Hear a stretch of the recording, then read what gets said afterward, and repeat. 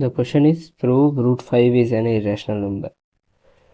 This is important question, like point of view on the board exam के point of view से देखा जाए तो बहुत इंपॉर्टेंट क्वेश्चन ज़रूर आता है, हर साल आता है। तो इसे प्रूव करने का सबसे तरीका है कि लेट्स अज्यूम कि पहले ये रैशनल नंबर है, और अगर रैशनल नंबर है तो ये ए बाई बी के फॉर्म में होगा। अगर ए बाई बी के फॉर्म में नहीं है तो ऑब्वियसली ये रैशनल नंबर नहीं है। अगर रैशनल नंबर नहीं है तो ऑटोमेटिकली ये रैशनल बन जाएगा। यही मोस्ट ऑफ द मेथड है जो एनसीईआरटी के टेक्स्ट बुक में दिया गया है। तो पहले let's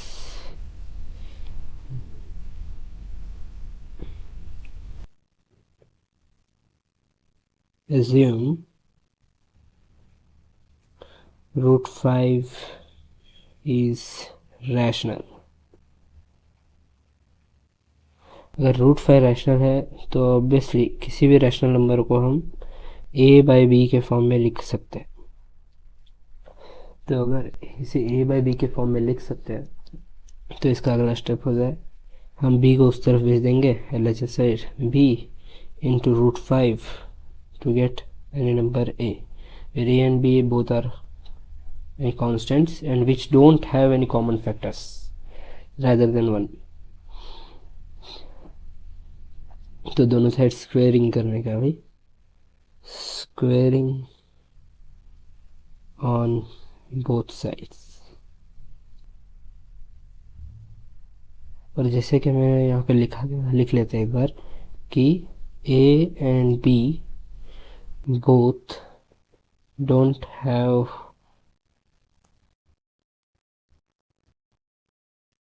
any common factor, common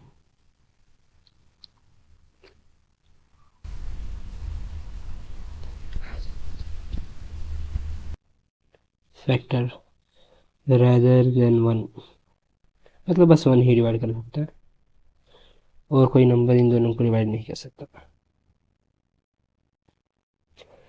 square करने पर ये हो जाएगा B square times 5 which is equal to A square. इसका मतलब है कि ए स्क्वायर अब डिविजिबल है 5 से, देखा जाए तो यहाँ पे क्लियरली दिख रहा है जो कि ए स्क्वायर इज डिविजिबल बाय 5, क्योंकि यहाँ पे क्लियरली लिख रहा है like it's in the form of 2 3s of 6, तो ऑब्वियसली 6 डिविजिबल बाय 3 हो ही जाएगा। उसी तरीके से अगर ए स्क्वायर इज मल्टीपल ऑफ 5 दिख रहा है यहाँ पे, तो ऑब्वियसली हम ये बोल सकते हैं कि ए स्क्वायर इज डिविजिबल बाय 5।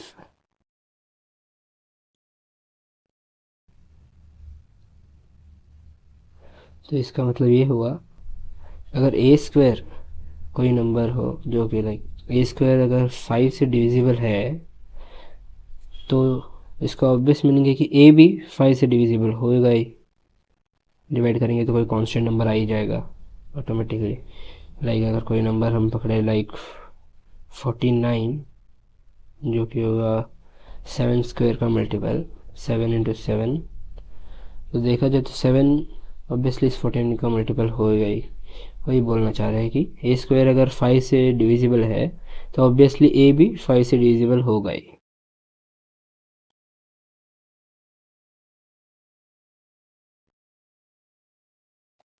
तो हम लिख सकते हैं कि a is equal to 5 times C, कोई कांस्टेंट नंबर c, लाइक यहाँ से इस इक्वेशन से हमने लिखा है like a is equal to 5 times C. अगर a को हम 5 से डिवाइड करेंगे तो ऑब्वियसली कोई कांस्टेंट नंबर आ जाएगा जिसे हम c कर रहे हैं, और वही अभी इसे इक्वेशन फॉर्म में लिखा है हमने कि a is equal to 5 times C.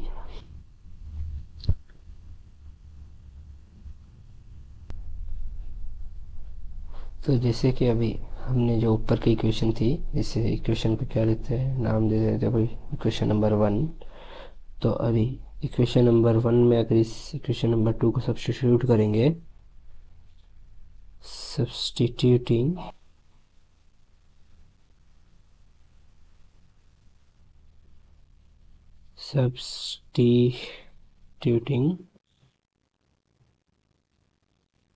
Equation number 2 in equation number 1, then it would give us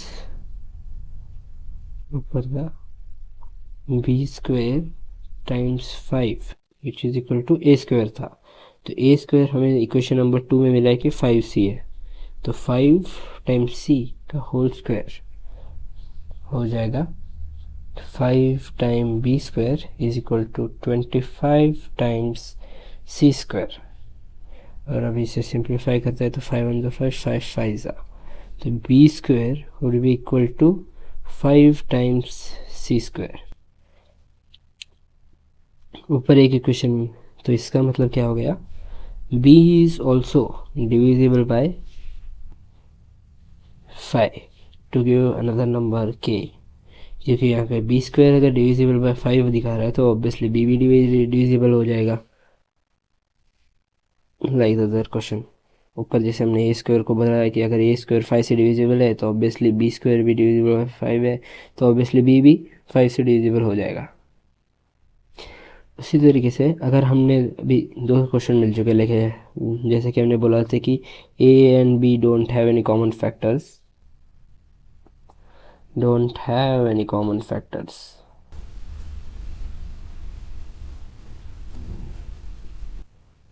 but now we can see A and B both are divisible by 5, both divisible by 5. Hence we can say our assumption is wrong. Assumption is wrong.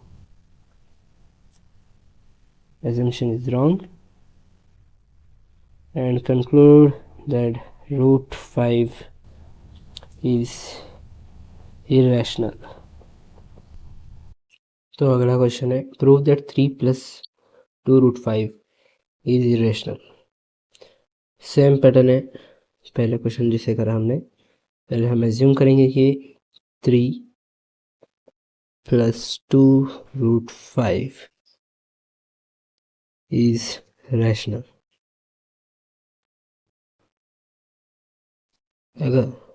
अगर 3 plus 2 root 5 is rational then it should be in the form of a by b। अगर ये a by b के form में है तो obviously ये rational number बन जाएगा। तो अगर ये a by b के फॉर्म में है तो इसे भी सिंप्लीफाई कर लेते हैं, 3 minus a,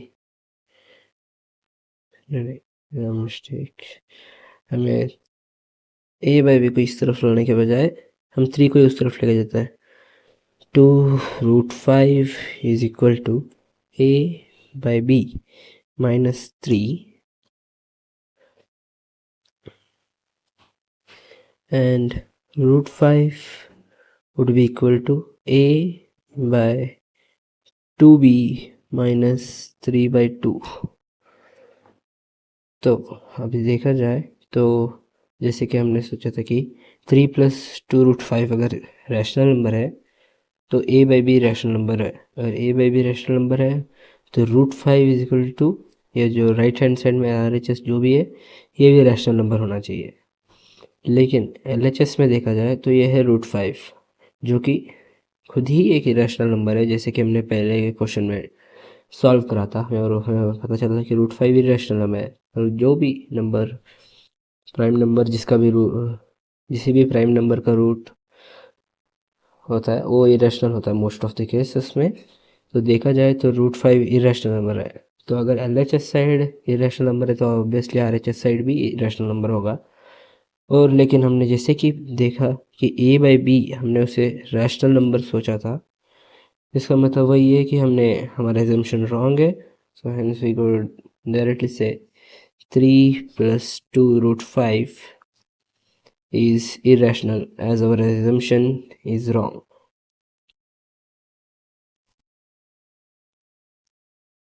And assumption is wrong. Simple था। Prove that the followings are irrational number तो पहला क्वेश्चन है 1/√2। 1/√2 को इरेशनल प्रूव करना है, तो इससे पहले हम रैशनल समझ लेंगे। Let's assume 1/√2 is rational number a/b के फॉर्म में है, तो ये बन जाएगा b is equal to a√2। ये ऑब्वियसली उसी की तरह दिख रहा है लाइक फर्स्ट क्वेश्चन जो था a/√5 is equal to √5 times b is equal to a, वही वाला क्वेश्चन जैसा लग रहा है, सेम है। अब जैसे कि हमने पहले ही फाइंड करा था कि हमने एज्यूम करा है कि 1/√2 इज ए रैशनल नंबर, तो अगर 1/√2 रैशनल नंबर है तो it can be written in the form of a/b, और a/b के फॉर्म में लिख सकते हैं, तो इसका मतलब वही हुआ कि a and b both are not divisible by any other common factor rather than 1। ये साइड में लिख देते हैं, a and b don't have any common factor rather than 1। अगर कोई भी फैक्टर नहीं है तो अभी वही squaring on both the sides,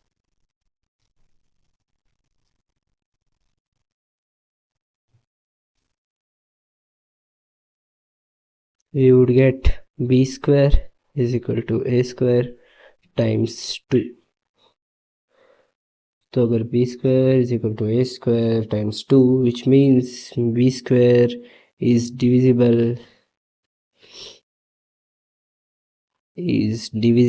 by 2, क्योंकि हमें क्लियरली दिख रहा है लाइक जैसे कि हम बोलते हैं 25 इज इक्वल टू 5 टाइम्स 5, इसका मतलब वही है कि 25 इज डिविजिबल बाय 5। उसी तरीके से यहाँ पे B square is equal to A square times 2 है, तो इसका मतलब वही हुआ कि B square is divisible by 2। तो अगर B square is divisible by 2, तो we can write B is equal to 2 times C. और अगर हम इस सेकंड इक्वेशन को इस फर्स्ट इक्वेशन में सब्स्टिट्यूट कर दे, तो हमें मिल जाएगा 2 टाइम्स सी का whole square, which is nothing but a square times 2। तो देखा जाए तो 4 times C square which is equal to a square times 2, 2 1 2 2 and we get 2 times c square which is nothing which is equal to a square। और इस equation में हमें पता चल रहा है कि a is also divisible by c, और ऊपर हमें पता सेकंड इक्वेशन में मिला कि b is also divisible by c। तो इक्वेशन नंबर 2 और 3, इक्वेशन नंबर 2 एंड 3 से हम ये कह सकते हैं कि हमारा एजम्पशन रॉन्ग था, क्योंकि एज ऑब्वियसली हमने जैसे ही बोला था कि वो रैशनल नंबर है, तो we had said directly that a and b does not have any common factor rather than 1, but as we proceed we got from equation number 2 and 3 that a and b have common factor c, which means our assumption is wrong. Assumption is wrong and 1/√2 is irrational number.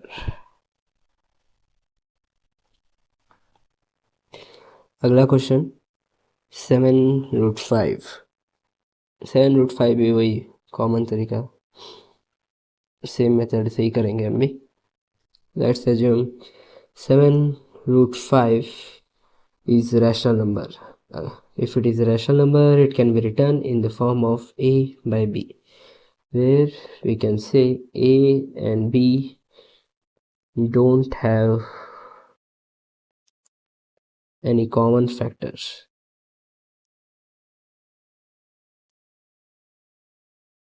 Factor rather than 1।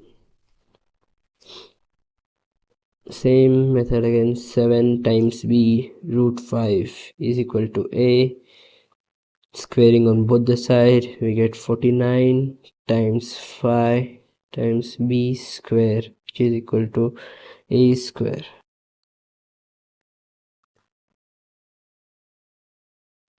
Which means a square is divisible by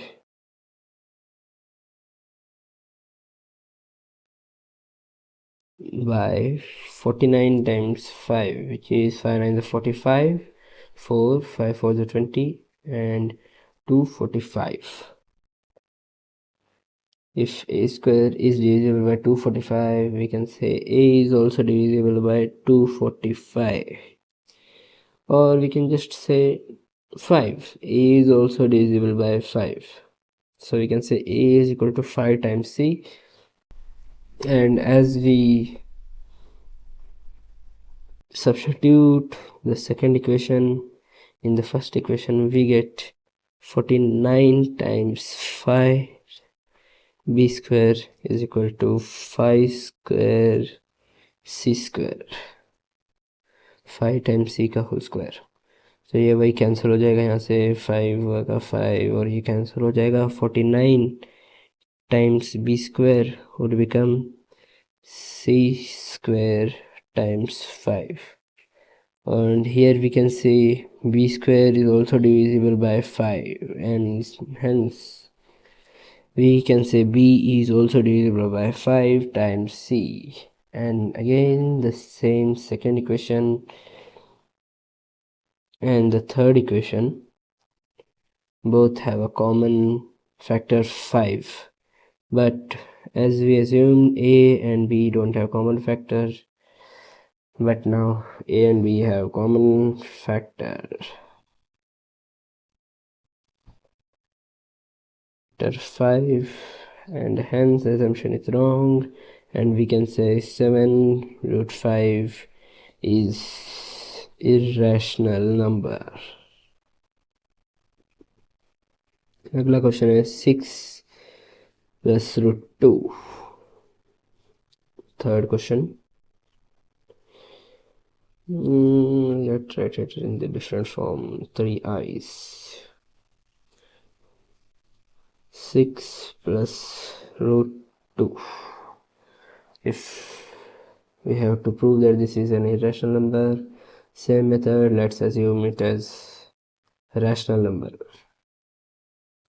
which can be written in the form of a by b, and same a and b don't have any common factors.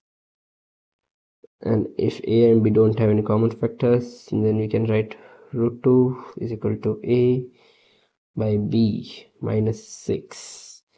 And as you see, left hand side root 2 is a irrational number, and right side a and b we had assumed it as a rational number, and 6 obviously is a rational number.